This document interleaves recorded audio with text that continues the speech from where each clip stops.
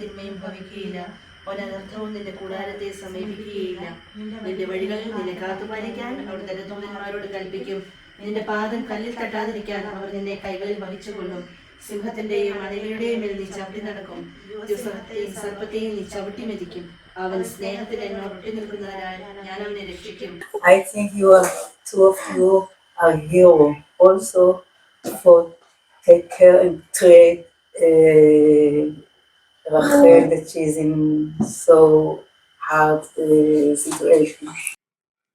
October 7-ാം തീയതി Israel ഇതുവരെ കണ്ട ഏറ്റവും ഭയാനകമായ ഒരു ഭീകര ആക്രമണം നടന്ന ദിവസം ഗാസയോട് ചേർന്നുള്ള കിബൂത്സ് നീറോസ് എന്ന സ്ഥലത്ത് ഒരുപാട് വീടുകൾ ആക്രമിക്കപ്പെടുകയും ഒരുപാട് ആൾക്കാർ കൊല്ലപ്പെടുകയും ഒരുപാട് ആൾക്കാരെ ബന്ദികളായിട്ട് ഗാസയിലേക്ക് കൊണ്ടുപോവുകയും ചെയ്ത ദിവസം അത്ഭുതകരമായി രക്ഷപ്പെട്ട മണിക്കൂറുകളോളം അവർ താമസിച്ചിരുന്ന വീടിൻ്റെ ഉള്ളിൽ ഭീകരവാദികൾ ഉണ്ടായിരുന്ന സമയത്തും സേഫ്റ്റി റൂമിൽ കഴിഞ്ഞ് ജീവൻ രക്ഷപ്പെടുത്തിയ സബിതയുടെയും മീരയുടെയും കുറച്ച് അനുഭവങ്ങളാണ്.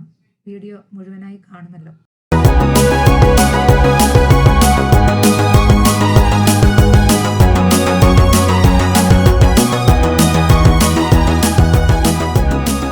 എല്ലാവർക്കും നമസ്കാരം. നമ്മുടെ ചാനലിലെ മറ്റൊരു പുതിയ വീഡിയോയിലേക്ക് എല്ലാവർക്കും സ്വാഗതം.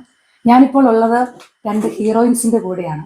കേരളത്തിൽ നിന്നും ഇസ്രായേലിൽ കെയർ ഗീവേഴ്സായിട്ട് ജോലി ചെയ്യാനായിട്ട് വന്ന് ഇവിടെ 5-6 വർഷത്തോളമായി ജോലി ചെയ്യുന്ന സബിതയും മീരയുമാണ് എൻ്റെ കൂടെ ഉള്ളത്. ഒക്ടോബർ 7-ാം തീയതി ഇസ്രായേലിൽ നടന്ന ടെറർ അറ്റാക്സിൽ മണിക്കൂറുകളോളം ഭീകരവാദികളുമായി പൊരുതി ജീവൻ നിലനിർത്തി അവരുടെ ജീവൻ മാത്രമല്ല അവർ സംരക്ഷിച്ചു പോന്നിരുന്ന അപ്പച്ചൻ്റെയും അമ്മച്ചിയുടെയും ജീവൻ കൂടി രക്ഷിച്ച 2 ഹീറോയിൻസിനെ കുറിച്ച് നമ്മളെല്ലാവരും മീഡിയ വഴി അറിഞ്ഞതാണ്. അവരെ നമുക്ക് നേരിട്ട് പരിചയമില്ലായിരുന്നു. സംഭവം നടന്നതിൻ്റെ ഒരുപാട് ദിവസങ്ങൾക്ക് ശേഷം വോയിസ് ക്ലിപ്പുകളിലൂടെയും ഇവിടെ നടന്ന തുറന്ന ചർച്ചകളിലൂടെയും ഒക്കെയാണ് അവർ കടന്നുപോയ സാഹചര്യങ്ങളെക്കുറിച്ച് നമ്മൾ കേൾക്കുകയുണ്ടായത്. അന്ന് തൊട്ട് എൻ്റെ വലിയൊരു ആഗ്രഹമായിരുന്നു ഇവരൊന്ന് നേരിട്ട് വന്ന് കാണണമെന്ന്. ഒരുപാട് തവണ ശ്രമിച്ചു, നടന്നില്ല.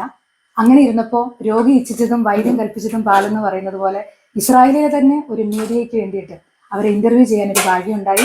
അപ്പോൾ അവരെ ഇന്റർവ്യൂ ചെയ്ത് കഴിഞ്ഞതിന് ശേഷം നമ്മുടെ ചാനലിന് വേണ്ടിയിട്ട് ഞാൻ അവരുമായിട്ട് ഇത്തിരി നേരം ഒന്ന് സംസാരിക്കാൻ പോവുകയാണ്. അപ്പോൾ മീരയും സബിതയുമാണ് എന്നോടൊപ്പം. രണ്ടുപേരും പെട്ടെന്ന് ചുരുങ്ങിയ വാക്കിലൊന്ന് പരിചയപ്പെടുത്തുക. ഞാൻ സബിത, കണ്ണൂരിൽ നിന്നാണ്. എൻ്റെ ഹസ്ബൻഡും 2 പിള്ളേരും. ഇസ്രായേലിൽ എത്ര നാളായി സബിത? 3.5 വർഷം. 3.5 വർഷം. എൻ്റെ പേര് മീര, കോട്ടയത്തു നിന്നാണ്. ഞാനിവിടെ വന്നിട്ട് ഇപ്പൊ 5.5 വർഷം. 5.5 വർഷം. നിങ്ങൾ രണ്ടുപേരും വന്നപ്പോ തൊട്ട് ഈ ഫാമിലിയുടെ കൂടെയാണോ ജോലി ചെയ്യുന്നത്, അതോ വേറെ സ്ഥലത്ത് ജോലി ചെയ്തിട്ടുണ്ട്? അല്ല, ഞാൻ വേറെ സ്ഥലത്ത് ജോലി ചെയ്തിട്ടുണ്ട്. ഞാൻ അഫൂളയിലായിരുന്നു. അഫൂളയിൽ ഞാൻ ഈ നിറോസിലോട്ട് എത്തിയതാണ്. അഫുള്ളയിൽ നിന്ന് ഇസ്രായേലിന്റെ ഒരറ്റത്തു നിന്ന് മറ്റേ അറ്റത്ത് ദൈവം കൊണ്ടുവന്നതാണ്. ഇങ്ങനെ ഒരു ദിവസത്തെ ഒരു എക്സ്പീരിയൻസ് ചെയ്യുക എന്നുള്ളത് മീരയുടെ ലൈഫിൽ ദൈവം എഴുതി വെച്ചിട്ടുണ്ടായിരുന്നു. ഓക്കെ. അപ്പൊ സബിത എത്ര വർഷമായി ഫാമിലിയുടെ കൂടെ? ഞാൻ 3 വർഷമായി ഫാമിലിയുടെ കൂടെ കംപ്ലീറ്റ് ആയി. ഞാൻ വന്നത് സ്തെറോത്തിലൊരു ഫാമിലിയിലായിരുന്നു. പക്ഷെ അവർക്ക് ക്ലീനിങ് സ്റ്റാഫിനെ ആയിരുന്നു വേണ്ടത്. അപ്പം എന്നെ അവിടുന്ന് ഏജൻസിയിൽ നിന്ന് തന്നെ അവർക്കത് വേണ്ടാന്ന് പറഞ്ഞപ്പോൾ അവിടെ നിന്ന് ഇറങ്ങി എനിക്ക് കിട്ടിയതാണ് ഈ ഫാമിലി. പാപ്പച്ചിനെ അമ്മച്ചിനെ മീര തന്നെയാണ് നോക്കിക്കൊണ്ടിരുന്നത്. സബിത അത് കഴിഞ്ഞിട്ടാണ് അപ്പച്ചനെ നമ്മൾ നോക്കുന്നുണ്ടായിരുന്നില്ല. ഇപ്പൊ ഒരു ലേറ്റ്ലി ആയിട്ടാണ് നമ്മൾ നോക്കി തുടങ്ങിയത് അപ്പച്ചനെ. അമ്മച്ചി ഞാൻ വന്നപ്പം തന്നെ എല്ലാം ചെയ്തുകൊണ്ടിരുന്ന അമ്മച്ചിയാണ്. 4 വർഷമായിട്ട് ALS പേഷ്യൻ്റ് ആണ്. പിന്നെ ഞാൻ വന്ന് ഒരു 6-7 മാസം കഴിഞ്ഞപ്പോഴാണ് ട്രക്യോസ്റ്റമി കഴിഞ്ഞു. അതിപ്പോഴും ഞാൻ തന്നെയായിരുന്നു നോക്കിക്കൊണ്ടിരുന്നത്. ഒരു ദിവസം ഒരു 30 പ്രാവശ്യമൊക്കെ സക്ഷൻ വേണം. അപ്പം തന്നെ നമുക്ക് ഒന്നും ചെയ്യാൻ പറ്റാത്ത അവസ്ഥയായ കാരണം ഈ സക്ഷനൊക്കെ എല്ലാവർക്കും ചെയ്യാൻ പറ്റത്തില്ല. മക്കൾക്കും പേടിയാത്. അങ്ങനെ വന്നപ്പോൾ ഞാൻ പറഞ്ഞു എന്നെ കൊണ്ട് തന്നെ മാനേജ് ചെയ്യാൻ ബുദ്ധിമുട്ടുണ്ടെന്ന് പറഞ്ഞപ്പോഴാണ് അവര് 2ാമത്തെ കെയർ ഗീവർ. നമുക്ക് അന്ന് ലൈസൻസ് കിട്ടിയായിരുന്നു 2ാമത്തെ ആളെ. പിന്നെ അപ്പച്ചന് വിത്തുവ ഉണ്ടായിരുന്നു, അപ്പച്ചന് അൾസൈമർ ആയിരുന്നു. അങ്ങനെ മീര വന്ന് 5-6 പേര് വന്നു, ഒത്തിരി പേര് വന്നു. 7ാമത്തെ ആളാണ് ഞാൻ ഇവിടെ വന്ന് കാണുന്ന. 7ാമത്തെ ആള്. ഈ ഒക്ടോബർ 7 ഈ ഒരു സംഭവം മീരയ്ക്കായിരുന്നു വിധിച്ചിരുന്നത് അല്ലെ? നമുക്ക് ഞാനും ചേച്ചി ഒത്തിരി IELTSന്റെ ഇതും അതൊക്കെ എഴുതി. ഞാൻ പ്രൊഫഷണലി ടീച്ചറാണ്. ഞാൻ നഴ്സിംഗ് പഠിച്ചിട്ടുണ്ട്. എനിക്ക് ചില ആരോഗ്യ പ്രശ്നങ്ങൾ കാരണം എനിക്ക് നഴ്സിംഗ് കണ്ടിന്യൂ ചെയ്യാൻ പറ്റിയില്ല. അപ്പോൾ ഡോക്ടേഴ്സിനോട് പറഞ്ഞായിരുന്നു നഴ്സിംഗ് ഫീൽഡിലോട്ട് ഇനി പോകരുത്. പക്ഷെ എനിക്ക് നഴ്സിംഗ് ഫീൽഡ് ഭയങ്കര ഇഷ്ടമായിരുന്നു.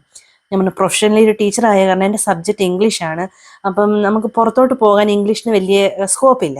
അപ്പം എനിക്ക് ഫാമിലി ആയിട്ട് പോകണം എന്നുള്ള ഞാൻ UAEക്ക് അവർ 1 വർഷത്തെ ടീച്ചിങ് എക്സ്പീരിയൻസ് ചോദിച്ചാൽ എനിക്ക് 9 വർഷത്തെ ഉണ്ട്. ഞാൻ അത് വെച്ചിട്ട് എനിക്ക് 3 പ്രാവശ്യം അപ്ലൈ ചെയ്തിട്ട് കിട്ടിയില്ല. മാലിക്ക് അപ്ലൈ ചെയ്ത് കിട്ടിയില്ല, ഓസ്ട്രേലിയ നോക്കി, കാനഡ നോക്കി, ഒരിടത്തും കിട്ടിയില്ല. ദൈവത്തിന് ഇവിടെയായിരുന്നു വേണ്ടത്. ഇസ്രായേലായിരുന്നു നിങ്ങൾക്ക് എഴുതി വെച്ചിരുന്നത്. ഓക്കെ. സബിത കുറെ വർഷങ്ങളായിട്ട് നീറോസിലുണ്ടായിരുന്നല്ലോ. അതെ. അപ്പം ഈ ഒക്ടോബർ 7ന് നടന്ന ആ ഒരു ഇൻസിഡന്റ് അല്ലാതെ അതിനു മുമ്പ് ഇങ്ങനെ എന്തെങ്കിലും ഒരു അറ്റാക്കോ അല്ലെങ്കിൽ ഒരു ബോംബ് വീഴുന്ന അവസ്ഥയോ അങ്ങനെയുള്ള അവസ്ഥകൾ ഇവിടെ കടന്നു ചേച്ചി ഇതെന്റെ 5th വാറാണ്. ഞാൻ മീര വന്നതിന് ശേഷം ഉണ്ടായിട്ടുണ്ട് കേട്ടോ. 4ാമത്തതാണ് എൻ്റെ. ഞാൻ വന്ന് ഇവരുടെ ഫാമിലിയിൽ ഏപ്രിലിൽ ജോയിൻ ചെയ്ത് മെയിലാണ് നമ്മുടെ സൗമ്യ മരിക്കുന്ന അറ്റാക്ക് ആദ്യമായിട്ട് ഉണ്ടാകുന്നത്, ഞാൻ വന്നതിന് ശേഷം. അപ്പം ഞങ്ങൾ ഇവിടുന്ന് നിറോസിന്ന് അവിടുന്ന് ഇവാക്യുവേറ്റ് ചെയ്തായിരുന്നു. അന്ന് ഡെഡ് സീയിൽ കാലിയ എന്ന് പറഞ്ഞൊരു കിബൂട്ട്സിലായിരുന്നു നമ്മളെ ഷിഫ്റ്റ് ചെയ്തത്, അവിടെയായിരുന്നു. അത് കഴിഞ്ഞതിന് ശേഷമാണ് നമ്മൾ തിരിച്ചു വന്നത്. എല്ലാ പ്രാവശ്യം ഇങ്ങനെ 2ാമത്തെ പ്രാവശ്യം ഉണ്ടായപ്പോൾ മീര ഉണ്ടായിരുന്നു. ഞങ്ങൾ 3 ദിവസം നമ്മൾ ആ മമ്മദിന്റെ ഉള്ളിലായിരുന്നു. പുറത്തേക്ക് ഇറങ്ങും, അതിൻ്റെ ഉള്ളിൽ കയറിയിരിക്കും, ഉറങ്ങും, എല്ലാം അതിൻ്റെ ഉള്ളിൽ തന്നെ. 4 പേരും അതിൻ്റെ ഉള്ളില് അതിന്റെ ഇടയ്ക്ക് കുറെ ഉണ്ടായിട്ടുണ്ട് കേട്ടോ. നമ്മൾ ഈ ഓടിക്കയറും പുറത്തു വരും. അപ്പൊ ശീലമായി. നമ്മൾ കിടക്കുമ്പോഴാണേലും ആ ഇത് വരുമ്പോ നമുക്ക് പെട്ടെന്ന് നിങ്ങൾക്കത് ശീലമായിരുന്നു. നല്ല ബോർഡറിന്റെ ഒരു അവസ്ഥ നിങ്ങൾ ഇതിനു മുമ്പ് തന്നെ അതെ ശരിക്കും നമുക്കത് യൂസ്ഡ് ആയിരുന്നു. ആദ്യത്തെ പ്രാവശ്യം സേവാദവും വന്നപ്പോ ഞാൻ മീരയോട് പറഞ്ഞു, മീരെ ഓടിക്കോന്ന് പറഞ്ഞു. അവൾ ഓടി റൂമിൽ പോയിട്ട് പാസ്പോർട്ടും തപ്പിക്കൊണ്ടിരിക്കുക. ഞാൻ പറഞ്ഞു പാസ്പോർട്ട് പിന്നെ ആദ്യം നിന്റെ പാസ്പോർട്ട് നോക്കാൻ പറഞ്ഞ് ആദ്യം അവള് അങ്ങനെ ഒരു പോയ അവസ്ഥയാണ്. അത് കഴിഞ്ഞിട്ടാണ് പറഞ്ഞ പാസ്പോർട്ട് അവിടെ ഒരു എമർജൻസി ബാഗ് നമ്മളെപ്പോഴും നമ്മളോട് പറഞ്ഞിരിക്കുന്ന ഒരു കാര്യമാണ്, നമ്മുടെ ഇമ്പോർട്ടന്റ് ആയ കാര്യങ്ങളൊക്കെ അടങ്ങുന്ന ഒരു ബാഗ് വെക്കണമെന്ന്.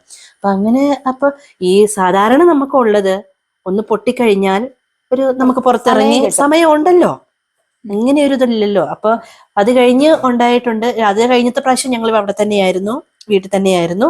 കഴിഞ്ഞ പ്രാവശ്യം ഞാൻ മെയില് ലീവിന് പോയപ്പോഴാണ് 4ാമത്തെ ഉണ്ടായത്. ഇവരെ ഇവിടുന്ന് ഷിഫ്റ്റ് ചെയ്തായിരുന്നു. കാരണം അപ്പച്ചൻ വീട്ടിൽ ഇരിക്കില്ല, ഇങ്ങനെ പുറത്തൂടെയൊക്കെ മഴയുള്ള സമയത്ത് പുള്ളി ഇറങ്ങി പോകും. പിന്നെ പുള്ളിനെ തപ്പാൻ ഞാൻ പോകേണ്ട ഒരവസ്ഥ വന്നപ്പം പിന്നെ ഉള്ളത് ഒരു ഫിലിപ്പീനി കെയർ ഗിവർ ആയിരുന്നു. പുള്ളിക്കകത്ത് 50 മില്ലും എടുക്കില്ല, പുള്ളിക്കകത്ത് പോകുന്നും പറഞ്ഞ് ബഹളം.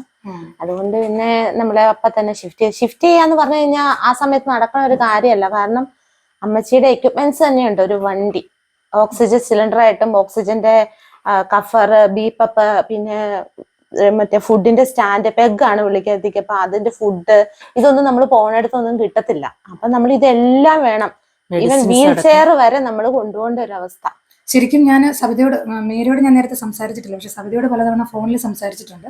പക്ഷെ നിങ്ങളുടെ ജോലി ഇങ്ങനെയായിരുന്നു എന്നുള്ളത് ഞാൻ ഒരിക്കലും എക്സ്പെക്ട് ചെയ്തില്ല കേട്ടോ. ശരിക്കും ഇവിടെ വന്ന് നിങ്ങളുടെ എംപ്ലോയറിനെ കണ്ട് നിങ്ങൾ രണ്ടുപേരും എത്ര കഷ്ടപ്പെട്ടാണ് ഒരു ജീവൻ നിലനിർത്തുന്നതെന്ന് കണ്ടു. ഈ ഒരു സിറ്റുവേഷനിൽ ആ ഒരു ദിവസം നിങ്ങൾ ഈ ഒരു ജീവനെ സംരക്ഷിച്ചു എന്ന് പറയുന്നത്, നിങ്ങൾ പെർമിഷൻ തരുവാണെങ്കിൽ ഞാൻ ജസ്റ്റ് ഒന്ന് പേഷ്യന്റിനെ ഞാനൊന്ന് കാണിക്കുവേ നമ്മുടെ ഈ വീഡിയോ, ജസ്റ്റ് ഒന്ന് കാണിക്കും. ശരിക്കും അൺഇമാജിനബിൾ ആണ് നിങ്ങൾ കടന്നുപോയത്. ഞാൻ ഇപ്പൊ ഇവരുടെ മീഡിയയുടെ ഇന്റർവ്യൂവിന് വേണ്ടിയിട്ട് നിങ്ങൾ പറഞ്ഞത് മൊത്തം ഞാൻ കേട്ടു. എന്തായാലും എനിക്കൊരു തർജ്ജമ ചെയ്ത് കൊടുക്കാൻ പറ്റിയത് ആ ഒരു വലിയ ഭാഗ്യമായിട്ട് ഞാൻ കാണുക. കാരണം എന്താണെന്ന് വെച്ചാൽ വേറെ ആരെങ്കിലും വരുന്നുണ്ടെങ്കിൽ എനിക്ക് തോന്നുന്നില്ല, മീൻസ് നിങ്ങളുടെ ഫീലിങ്സ് അതുപോലെ കിട്ടുമായിരുന്നോ എന്നുള്ളത് എനിക്ക് അറിയത്തില്ല. കാരണം നമ്മൾ മലയാളത്തിൽ തന്നെ കേട്ടിട്ട് അത് ഇവരുടെ ഭാഷയിലേക്ക് കൊടുക്കുമ്പോഴത്തേക്കുമാണ്, അതിനു വേണ്ടിയിട്ടാണ് അവരെന്നെ കൊണ്ടുവന്നത്. അപ്പൊ അത് എനിക്ക് കിട്ടിയൊരു ഭാഗ്യമായിട്ട് ഞാൻ കാണാം. എനിക്ക് ചോദിക്കാനുള്ളത്, നിങ്ങൾ ഇതിനു മുമ്പ് ഈ ഒക്ടോബർ 7 മുമ്പും നിങ്ങൾ ഇതിങ്ങനെ എക്സ്പീരിയൻസ് ചെയ്തപ്പോൾ എപ്പോഴെങ്കിലും ഈ കിബൂട്സ് നീറോസ് വിട്ടങ്ങ് പോയേക്കാം, വേറെ എവിടെയെങ്കിലും പോയേക്കാം എന്ന് നിങ്ങൾക്ക് തോന്നിയില്ല? ഒരിക്കലും ഇല്ല, ഇല്ല ചേച്ചി. കാരണം കിബൂട്സ് എന്ന് വെച്ചാലുണ്ടല്ലോ, നമ്മളെ ഒരിക്കലും ഒരു ഫോറിനർ ആയിട്ട് കണ്ടിട്ടില്ല ചേച്ചി. അടുത്ത ഇപ്പം കറണ്ടിൽ മരിച്ച പിള്ളേർ വരെ ഉണ്ടല്ലോ, ആ തലയാഴ്ചയാണ് നമ്മളെ കാണുമ്പോൾ ഓടി വന്ന് നമ്മളെ ഹഗ് ചെയ്ത് നമ്മളോട് സബിത, ഹായ് മീര എന്ന് പറഞ്ഞ് ഹഗ് ചെയ്ത്, അത്രയ്ക്ക് പിള്ളേരോടാണെങ്കിലും കുട്ടികളോടാണെങ്കിലും അവര് അതുപോലെ വളർന്നു. നമ്മളൊരു ഇങ്ങനെ വർക്ക് ചെയ്യുമ്പോൾ മെത്തപ്പല്ലറ്റാന്നുള്ള ഒരു ചിന്ത അവിടെ ഇല്ല, നമുക്കില്ല. അപ്പൊ നിങ്ങൾ അവിടെ സേഫ് ആണെന്നുള്ളൊരു ആത്മവിശ്വാസം നിങ്ങൾക്ക് ഉണ്ടായിരുന്നു അല്ലേ? അപ്പൊ അതിൽ നിന്ന് ഡിഫറെന്റ് ആയിട്ട് ഒക്ടോബർ 7 എന്നാ സംഭവിച്ചത് നമ്മുടെ ആൾക്കാർക്ക് വേണ്ടിയിട്ട് നിങ്ങൾ പല വീഡിയോയിലും പറഞ്ഞിട്ടുണ്ട്. നമ്മുടെ നാട്ടിലെ പല ന്യൂസ് ചാനലുകൾക്ക് വേണ്ടിയിട്ട് നിങ്ങൾ സംസാരിച്ചിട്ടുണ്ട്. അതുപോലെ തന്നെ നിങ്ങളെ ഒരുപാട് പേര് ട്രോളുകയുണ്ടായി. ആ വീഡിയോ കണ്ടിട്ട് ഒരുപാട് പേര് ട്രോളുകയുണ്ടായി. പ്രത്യേകിച്ചും നമ്മുടെ നാട്ടിലെ ചില ഏഴാംകൂലി യൂട്യൂബേഴ്സ് ഉണ്ടായിരുന്നു. അത് പ്രത്യേക ഒരു മതവിഭാഗത്തിൽ നമുക്ക് അങ്ങനെ ആ ഒരു മതത്തിന്റെ പേര് നമുക്ക് ഉപയോഗിക്കേണ്ട കാര്യമില്ല, കാരണം കാണുന്ന എല്ലാവർക്കും തന്നെ അത് മനസ്സിലാവും. അപ്പോൾ ഒരുപാട് പേര് നിങ്ങളെ ട്രോളുകയുണ്ടായി. ആ ട്രോളിനൊക്കെ ഒരു വീഡിയോ മറുപടി ആയിട്ട് കൊടുക്കണമെന്ന് എനിക്ക് ഭയങ്കര ആഗ്രഹം ഉണ്ടായിരുന്നു. പക്ഷെ അന്നേരം ഞാൻ വിചാരിച്ചത് നിങ്ങളെ നേരിട്ട് വന്ന് കണ്ട് നിങ്ങളുടെ കയ്യിൽ നിന്ന് തന്നെ നമ്മളുടെ ആൾക്കാരിലേക്ക് ഇന്ന് കൊടുക്കണമെന്ന് എനിക്ക് ആഗ്രഹം ഉണ്ടായിരുന്നു. അപ്പൊ ആ ട്രോളിയവർക്ക് വേണ്ടിയിട്ട് നിങ്ങൾ ശരിക്കും കടന്നു പോയത് ആ ഒരു ആറ് ഇപ്പൊ ഞാൻ കേട്ടു, നിങ്ങൾ പറഞ്ഞത് കേട്ടു, 6:30 ആയപ്പോഴാണ്, രാവിലെ 6:30 ആയപ്പോഴാണ് ഏറ്റവും ആദ്യത്തെ ചെവാദം എന്ന് പറഞ്ഞാൽ ഇവിടുത്തെ ഡേഞ്ചർ സോൺ അറിയിക്കുന്ന വാക്കാണ്.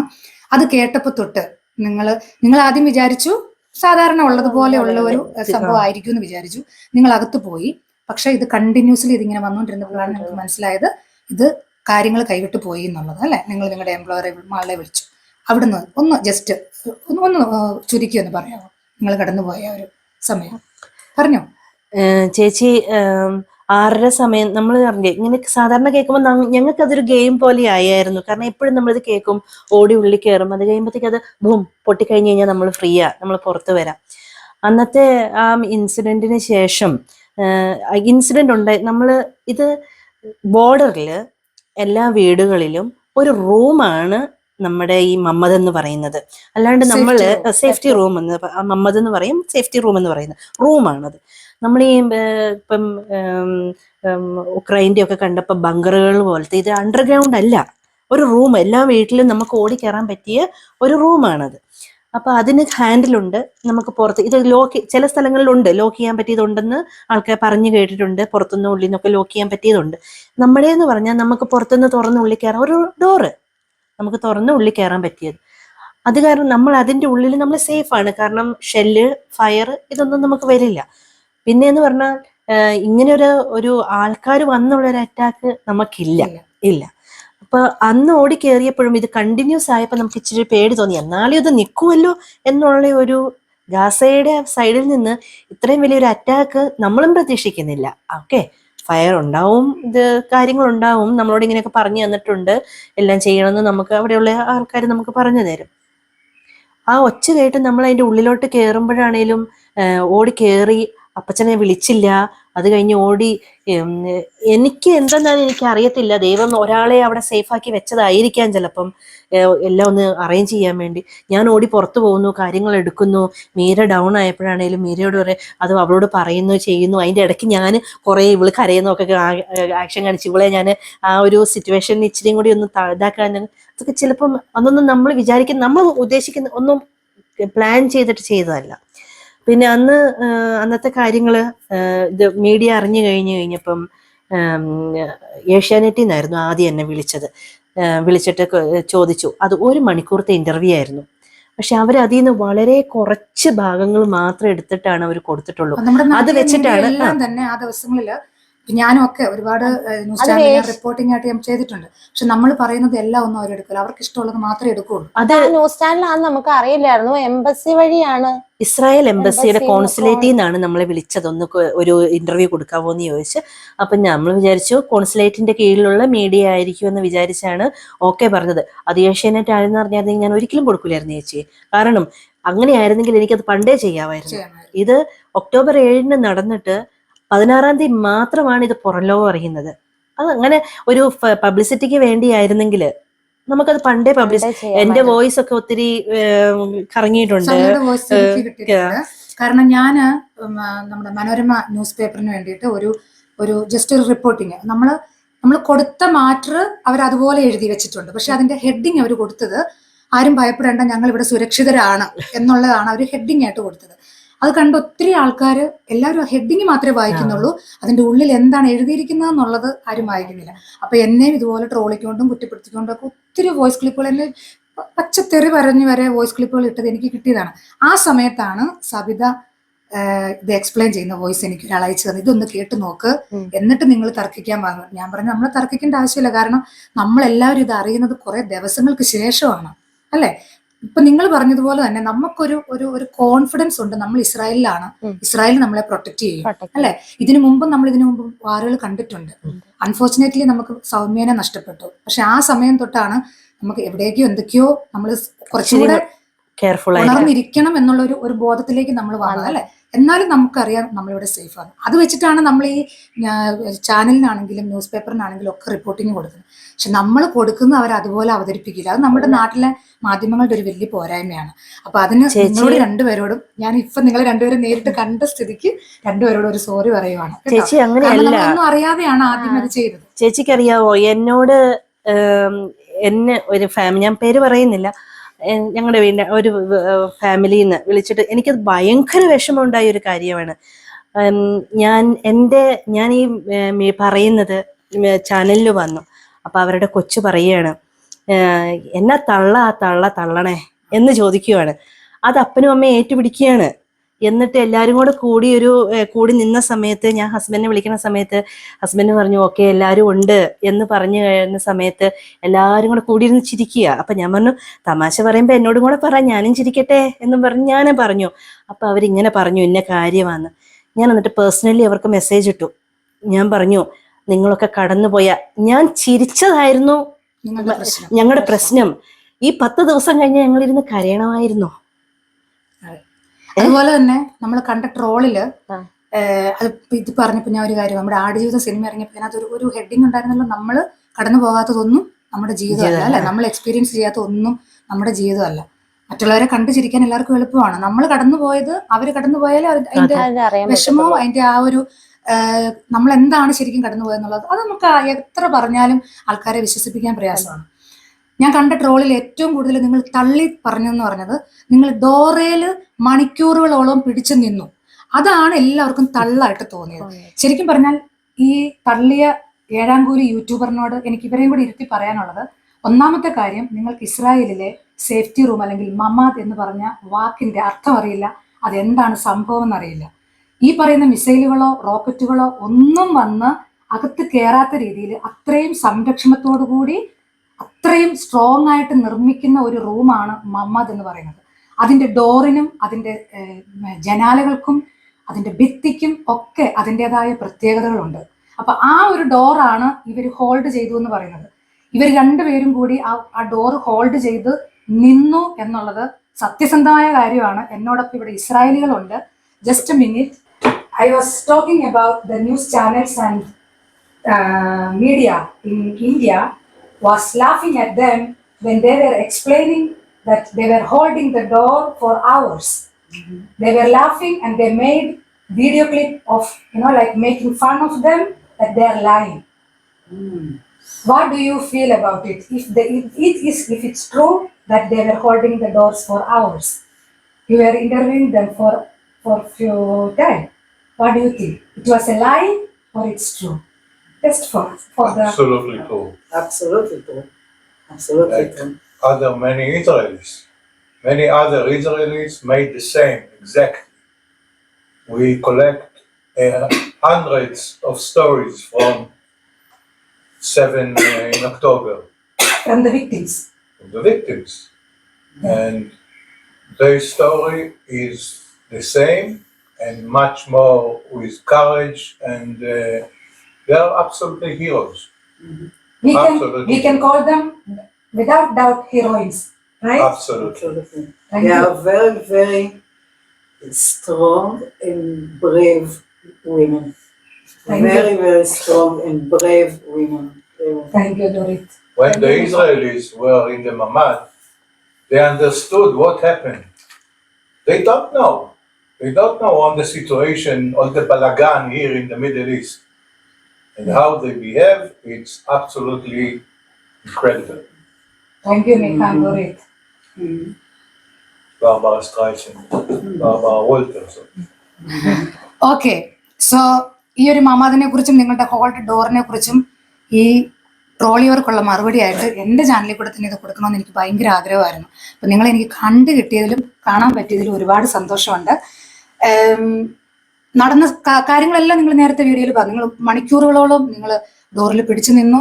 നിങ്ങൾ രണ്ടുപേരും ബ്ലാങ്കറ്റ് വരെ ഹോൾഡ് ചെയ്ത്, നിങ്ങളുടെ കൈ പൊട്ടിയിട്ട് ബ്ലാങ്കറ്റ് വരെ ഹോൾഡ് ചെയ്ത് നിങ്ങൾ ഡോർ ഹോൾഡ് ചെയ്തു. ഈവൻ നിങ്ങളുടെ ഷോൾഡർ നിങ്ങൾ ഉപയോഗിച്ചു. അതിനുശേഷം നിങ്ങൾക്ക് ഷോൾഡർ നീരൊക്കെ ആയിരുന്നു. ഇതെല്ലാം ഇവർക്ക് വേണ്ടിയിട്ട്, ഈ മീഡിയയ്ക്ക് വേണ്ടിയിട്ട് ഇവർ പറഞ്ഞ കാര്യങ്ങളാണ്. പിന്നെയും അവരെ കൊണ്ട് അത് റിപ്പീറ്റ് ചെയ്ത് പറയിപ്പിക്കാൻ എനിക്ക് ബുദ്ധിമുട്ടുള്ളത് കൊണ്ടാണ് ഞാനിങ്ങനെ ഷോർട്ടാക്കി പറയുന്നത്. ഓക്കെ, സോ അവർ ഇത്രയും നാളും ഒരു ട്രോമയിലായിരുന്നു. ഇനി ഇസ്രായേൽ ഗവൺമെന്റ് നിങ്ങളെ ഇപ്പൊ എങ്ങനെയാണ് പ്രൊട്ടക്ട് ചെയ്യുന്നത്? ഈ ട്രോമയിൽ നിന്ന് നിങ്ങൾ വെളിയിൽ വരാനായിട്ട് എന്തൊക്കെ ചെയ്യുന്നുണ്ട്? അതും കൂടി ഒന്ന് നമ്മുടെ പ്രേക്ഷകർക്ക് വേണ്ടിയിട്ട് ഒന്ന് പറഞ്ഞു. ഫസ്റ്റ് ഓഫ് ഓൾ നമുക്ക് മെന്റൽ സപ്പോർട്ട് അവര് ഏതൊക്കെ ആൾക്കാരിൽ നിന്ന് നമുക്ക് കിട്ടുന്നുണ്ടോ, ഈ ഫാമിലി ആയിട്ട് കണക്റ്റഡ് ആയി, അത് മക്കൾ തൊട്ട് അമ്മച്ചിയുടെ റാഹേൽ അമ്മച്ചി അപ്പച്ചൻ മരിച്ചുപോയി, അവരുടെ മക്കൾ തൊട്ട് അവരുടെ ഫ്രണ്ട്സ് തൊട്ട് അവരായിട്ട് അറേഞ്ച് ചെയ്ത് എല്ലാം തരുന്നുണ്ട്. സൈക്കോളജിസ്റ്റ് സിമ എന്നും പുള്ളിക്കാരിയാണ് നമ്മളിപ്പം റെഗുലറായിട്ട് കൗൺസിലിംഗ് ചെയ്ത് കൊണ്ടുപോകുന്നത്. എപ്പോഴും വിളിച്ച് നമ്മളൊരു മെസ്സേജ് ഇട്ടില്ലെങ്കിൽ കൂടി നമ്മളോട് ചോദിച്ച് ഓക്കെ ആണോ, എന്തെങ്കിലും ഉണ്ടോ, അത് ക്ലിയർ ആക്കിപ്പോ. അവര് പറയുന്നത് ഇത്രയാണ്, ഇത് നിങ്ങൾ എക്സ്പീരിയൻസ് ചെയ്യാൻ ഡിസർവ് ആയ ആൾക്കാരല്ല, നിങ്ങൾ കടന്നു പോകേണ്ട ഒരു കാര്യമല്ല ഇത്. അത് കാരണം നിങ്ങളുടെ മനസ്സിൽ ഇതിന്റെ യാതൊരു കാര്യവും അവശേഷിക്കരുത്, കംപ്ലീറ്റ്ലി ക്യൂർ ആയിട്ട് വേണം നിങ്ങൾ നാളേക്ക് പോവാനായിട്ട് എന്നുള്ള ഒരു ഇതിലാണ് അവർ നമ്മുടെ അടുത്ത് പറയുന്നതല്ല അവർ ചെയ്തു തരുന്നതും. അത് ഞാൻ എൻ്റെ ജീവിതം കൊണ്ട് ഞാൻ എക്സ്പീരിയൻസ് ചെയ്തതാണ്. കാരണം ഞാൻ അത്രയ്ക്കും മെന്റലി ഔട്ട് ആയി പോയൊരു ഒരാളാണ്. എനിക്ക് മീര എന്നോട് പറയായിരുന്നു, ചേച്ചി ആ ന്യൂസ് കാണുന്നൊന്ന് വിടും. ഞാൻ ഭയങ്കര ക്രേസായിരുന്നു. അതനുസരിച്ച് ഞാനങ്ങോട്ട് എന്നെ പറയണേ ആ ഒരു സിറ്റുവേഷൻ എനിക്കറിയത്തില്ല ഞാൻ കടന്നു പോകുന്നത്. എനിക്ക് അപ്ഡേറ്റ് ആയിരിക്കണം. ഞാൻ അതിനുവേണ്ടി എപ്പോഴും എൻ്റെ കയ്യിൽ ന്യൂസ് ഇവരുടെ അപ്ഡേഷനാണ് എൻ്റെ കയ്യിൽ. അങ്ങനെ അതിലൂടെ കടന്നുപോയി അവസാനം എനിക്ക് പെട്ടെന്ന് ബേസ്റ്റ് ആകുമായിരുന്നു. ഭയങ്കര ബുദ്ധിമുട്ടായി പോയി. പിന്നെ അപ്പച്ചനോട് ഞാൻ പറയുന്നു, അപ്പച്ച ഞാൻ ഓക്കെ അല്ല മെന്റലി. പുള്ളിക്കാരൻ അറിയാം, ആ പുള്ളിക്കാരൻ കടന്നു പോയിട്ടുള്ള കാരണം എന്നോട് പറയും. അങ്ങനെ ഞാൻ ആ സൈക്കോളജിക്കൽ ഹെൽപ്പ് കൊണ്ട് തന്നെയാണ് ഞാൻ ഇന്ന് ഇപ്പൊ എത്രയും കൺട്രോൾ ചെയ്യാനും ചേച്ചി അന്നത്തെ ആ സിറ്റുവേഷനെ കൊണ്ട് ഒത്തിരി കാര്യങ്ങൾ പഠിച്ചു, ജീവിതത്തിൽ ഒത്തിരി കാര്യങ്ങൾ പഠിച്ചു. അതുകൊണ്ട് ജീവിതത്തിൽ എന്ത് ചെയ്യണം, ഒത്തിരി നമ്മളെ തന്നെ ബാലൻസ് ചെയ്യാൻ ആൾക്കാരുടെ അടുത്ത്, പ്രോബ്ലംസിന്റെ ഇടയ്ക്ക് എല്ലാം കുറച്ചുകൂടെ സ്ട്രോങ് ആയി നിങ്ങൾ. മീര ഇങ്ങനെ കരയാൻ ഇങ്ങനെ വന്നിട്ട് പിടിച്ച് നിർത്തുമായിരുന്നു അവർ ഇന്റർവ്യൂ ചെയ്ത സമയത്ത്. എനിക്ക് പറയണമെന്നുണ്ടായിരുന്നു, മീര കരയാനെങ്കിൽ കരഞ്ഞോ. പിന്നെ ഞാൻ ഓർത്ത് അതിനിടയ്ക്ക് നമ്മൾ അങ്ങനെ പറഞ്ഞു കരയിപ്പിക്കുമ്പോഴത്തേക്കും അതൊരു ബുദ്ധിമുട്ടാണല്ലോ. എന്താന്ന് വെച്ചാൽ ഇവിടുത്തെ ആൾക്കാർക്ക് നമ്മൾ കരയണത് ഇഷ്ടമല്ല. നമ്മൾ എപ്പോഴും സ്മൈലായിട്ട് സംസാരിക്കാനാണ് ഇവർക്ക് ഇഷ്ടം. ഇവരെല്ലാം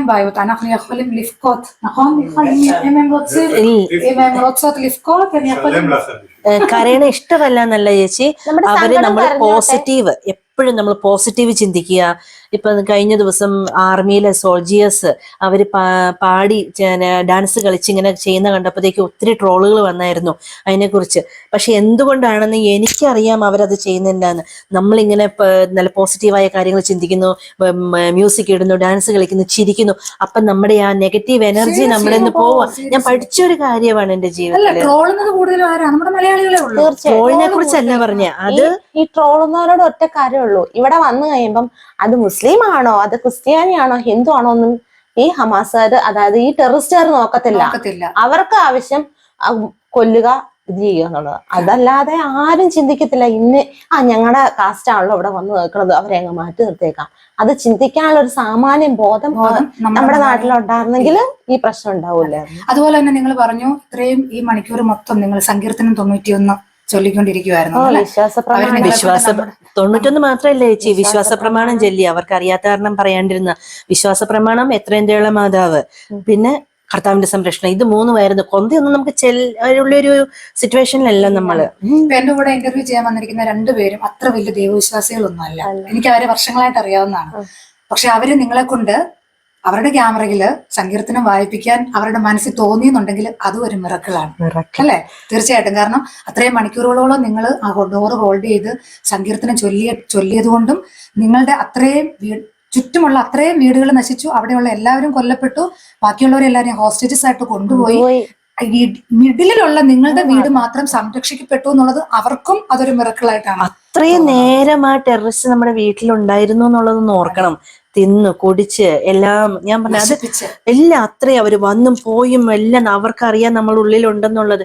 പക്ഷെ അവരെ അതുപോലെ ഒരു കാര്യം കൂടെ പറയാനുള്ളത്, മീരയുടെ റൂമിലാണേലും എൻ്റെ റൂമിലാണേലും ഞാൻ എൻ്റെ അലമാരിയിൽ ഒരു ഇതില് മാതാവിന്റെയും ഈശോയുടെയും പടം വെച്ച് അവിടെ ബൈബിളും വെച്ച് തിരി കത്തിക്കും. ഇവള് കുഞ്ഞൊരു മേശയുണ്ട്, അതിന് മേളിൽ അവരത് തൊട്ടിട്ടില്ല. അവർക്കറിയാം. ഒരു കുഞ്ഞു കൃഷ്ണനും പിന്നെ ഒരു കൃപാസന മാതാവുമാണ് ഞാന്. ഞങ്ങള് ആ വീട്ടില് എന്റെ സമയത്ത് അന്നൊന്നും ഞങ്ങൾ ഒന്നിച്ചല്ലേ ചേച്ചി കൊന്ത ചെല്ലുന്നത്. ഞാൻ എന്റെ സമയത്ത് കൊന്ത ചെല്ലും, മീരയുടെ സമയത്ത് കൊന്ത ചെല്ലും. അവൾക്ക് കുറെ സങ്കീർത്തനിൽ കുറെ ഇഷ്ടമുള്ള സങ്കീർത്തനങ്ങളുണ്ട്, അവള് ചൊല്ലും. അതുപോലെ ഇവള് കൂടുതലും വിളിക്കും കാവൽമാലയെ, ഇവള് കൂടുതൽ വിളിക്കും.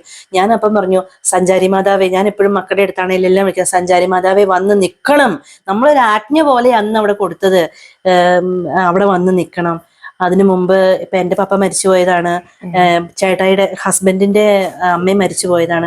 അവരൊക്കെ ഞാൻ സ്വപ്നം കണ്ടപ്പോ ഞാൻ കുർബാന കേൾപ്പിച്ചു.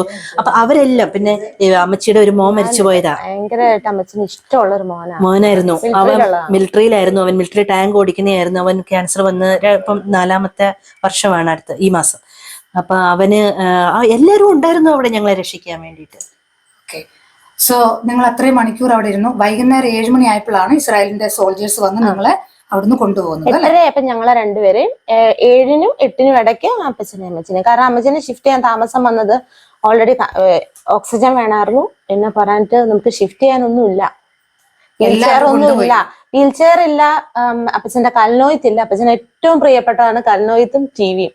അതോടുകൂടി പുള്ളിക്ക് മിണ്ടാട്ടം പോലും ഇല്ലാണ്ടായി. അപ്പൊ ഈ കൽനോയത്തൊക്കെ എടുത്തോണ്ട് പോകണമെന്നുണ്ടെങ്കിൽ നിങ്ങൾ ബോർഡറിനോട് അത്രയും അടുത്താണ് അല്ലെ? എത്ര കിലോമീറ്റർ ദൂരമുണ്ട് നിങ്ങളുടെ കിബൂത്സിൽ നിന്ന് ഈ നമ്മുടെ ഈ ആക്രമണം നടന്ന ഗാസയിലേക്ക്?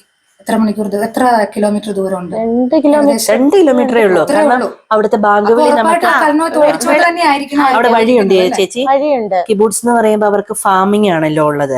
അതിന്റെ ഇടയിൽ കൂടെ നല്ല ടാറിട്ട് വഴിയുണ്ട്, അങ്ങ് ബോർഡർ വരെ വഴിയുണ്ട് ചേച്ചി. ഓക്കെ, സോ ഇപ്പൊ നിങ്ങൾ ഉള്ളത് കിബൂസിന്റെ പേരിന് ഗാൻഷ്മോൽ, നമ്മുടെ ഹദേരയാണല്ലേ? ഹദേര. ഇവിടുന്ന് നിങ്ങൾ അധികം താമസിക്കാതെ തിരിച്ച് വേറെ, കാരണം മക്കളെല്ലാം അടുത്തില്ല. അപ്പൊ അമ്മച്ചിക്ക് ഈ അത്യാവശ്യമൊക്കെ വരുമ്പം അത് ബുദ്ധിമുട്ടാകുന്നുണ്ട്. അപ്പൊ ആരെങ്കിലും അടുത്തുണ്ടെങ്കിൽ ഓടി വരാനും ഒക്കെ. നേരത്തെ അപ്പച്ചനും കൂടെ ഉണ്ടായിരുന്നല്ലോ ഇവിടെ. അപ്പൊ അമ്മച്ചിയാകുമ്പം നമുക്ക് അപ്പച്ചനും തന്നെ ഇറങ്ങി അവിടെ നോക്കുന്നുണ്ട് എങ്ങോട്ടാ മാറ്റാൻ പറ്റിയ അമ്മച്ചിയുടെ സൗകര്യത്തിനൊക്കെയുള്ള അത് കിട്ടുമ്പോ. ഇപ്പൊ 5-6 മാസമായിട്ട് ഇപ്പൊ ഇന്ന് നോക്കിയ ഒരു കോയിൻസിഡന്റ് ആണ്. 7-ാം തീയതിയാണ് ഇന്ന്.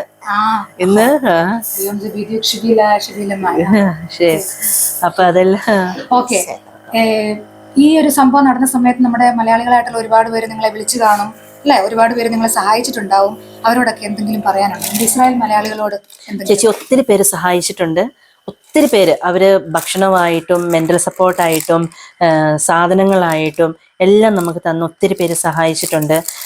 അതുപോലെ അവരൊക്കെ എപ്പോഴും ഞങ്ങളുടെ പ്രാർത്ഥനയിൽ, ഇപ്പം ഞങ്ങൾ പറഞ്ഞില്ലേ, ഇപ്പം ഞങ്ങൾ ഒന്നിച്ചാണ് കൊന്ത ചെല്ലുന്നത്. ഞങ്ങൾ ചെല്ലുമ്പോൾ അവരെല്ലാം ഞങ്ങൾ ഓർക്കാറുണ്ട്, എല്ലാവർക്കും വേണ്ടി പ്രാർത്ഥിക്കാറുണ്ട്. മലയാളികൾ നമ്മൾ പുറത്തൊക്കെ പോയി കഴിഞ്ഞാൽ നമ്മളിപ്പോഴും ആ ഒരു യൂണിറ്റിയൊക്കെ നമുക്ക് മനസ്സിലാകുന്നത് നമ്മൾ പുറത്തൊക്കെ പോയി കഴിയുമ്പോഴാണ്. എന്നാൽ അതിലും കുറെ ആൾക്കാർ നമ്മളെ കളിയാക്കാനും ആ അവസരങ്ങള് തെറ്റായി ഉപയോഗിച്ചവരും ഉണ്ട്. അപ്പം എനിക്ക് ഒരു കാര്യം കൂടെ പറയാനുള്ളത്, നമ്മളൊരു വോയിസ് ആയിക്കോട്ടെ, നമ്മളൊരു കാര്യമായിക്കോട്ടെ അറിഞ്ഞു കഴിയുമ്പോൾ അത് ഫോർവേഡ് ചെയ്യുന്നുണ്ടെങ്കിൽ ആ വോയിസ് ഇട്ട്, ഞാനിപ്പോൾ ആ ചേച്ചിയൊക്കെ കേട്ടു എന്ന് പറഞ്ഞ വോയിസ് പേഴ്സണലി ആയിട്ട് എൻ്റെ ഗ്രൂപ്പിലോട്ട് അയച്ചൊരു മെസ്സേജാണ്. അത് നാട്ടിൽ എൻ്റെ വീടുകളുടെ ഗ്രൂപ്പുകളിൽ പോലും എത്തി. അപ്പം നമ്മൾ എപ്പോഴും മറ്റുള്ളവരുടെ ഇവിടുത്തെ ആൾക്കാരുടെ ഒരു സ്വഭാവം ഞാൻ പറ്റില്ല. ഇപ്പം സ്വഭാവം പോസിറ്റീവ് അഡ്സ് ഒരു കാര്യം ചെയ്യണമെങ്കിൽ അവർ നമ്മുടെ പെർമിഷൻ ചോദിക്കാതെ അവർ ചെയ്യില്ല. പക്ഷെ നമ്മുടെ കൂടെ ഉള്ള ആൾക്കാർ അതിലെ ആ നെഗറ്റീവ് എത്ര ചുമ്മാ കേൾക്കാത്ത പാടി അങ്ങോട്ട് അതൊത്തിരി പ്രോബ്ലംസിലോട്ട് കൊണ്ടുവരും. മീരയുടെ ഒരു ഗ്രൂപ്പില് ഒരു പ്രോബ്ലം ഉണ്ടായി. അത് മീര തന്നെ പറയും. അതാണ് ആദ്യം ഞാനാണ് ആദ്യത്തെ വോയിസ് ഇട്ട. യുദ്ധം നടക്കുന്ന സമയത്ത് ഏകദേശം ഒരു 9 മണിക്കാന്ന് തോന്നുന്നു. ആ സമയത്ത് ഞാൻ ആദ്യത്തെ വോയിസ് എൻ്റെ നിന്നാ പോയത്. അത് പോകാത്ത സ്ഥലങ്ങളില്ല സത്യം പറഞ്ഞു കഴിഞ്ഞാൽ. കാരണം എൻ്റെ വോയിസ് ഇച്ചിരി ഒരു പറയണ ഒരു വോയിസ് ആയതുകൊണ്ട് എന്നെ അറിയാവുന്നവർ പെട്ടെന്ന് അത് ക്യാച്ച് ചെയ്യും. അപ്പം അത് കഴിഞ്ഞതിന് ശേഷം ആൾക്കാർ വിളിച്ച് പറയാനുള്ള കാരണം ഇതേ ഉള്ളൂ, ഇത് ഓൾറെഡി ഇവിടെ ആൾക്കാർ കയറുന്നു, ഇത് ചെയ്യുന്നു. അപ്പം നമുക്ക് വന്ന മെസ്സേജുകളാ തമാശ ഭയങ്കരമായിട്ട് നമ്മളെ എന്നെ ഒരുമാതിരി ഇവരെ ട്രോളിക്കൊണ്ടുള്ള ഒരു രീതിയിലുള്ള വർത്തമാനം വന്നപ്പോ ഞാൻ പറഞ്ഞു, നിങ്ങൾക്കത് പറഞ്ഞാൽ മനസ്സിലാവൂല, അത് നിൽക്കുന്നവർക്ക് അതിന്റെ ബുദ്ധിമുട്ട് അറിയാവുള്ളൂ. അതുകൊണ്ട് നിങ്ങൾ ഇതുപോലെ ട്രോളുകൾ നിർത്തിയിട്ട് അങ്ങനെ നിൽക്കുന്നവർക്ക് വേണ്ടി പ്രാർത്ഥിക്കാൻ എന്ന് പറഞ്ഞുകൊണ്ടൊരു വോയിസ് ഇട്ടു. പ്രത്യേകിച്ച് ഞങ്ങൾക്കും വേണ്ടി പ്രാർത്ഥിക്കണം എന്നും പറഞ്ഞുകൊണ്ടൊരു വോയിസ് ഇട്ടത് അതാരെനിക്ക് അറിയത്തില്ല ഫോർവേഡ് ചെയ്യുന്നത്. ആകെ 13 പേരുള്ള ഒരു ഗ്രൂപ്പായിരുന്നു അത്.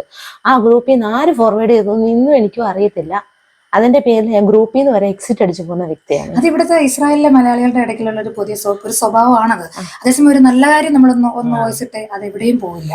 അതൊന്നും മൈൻഡ് ആക്കുന്നതല്ല, നമ്മൾ പൊതുവെ പറയുന്നതാണ്.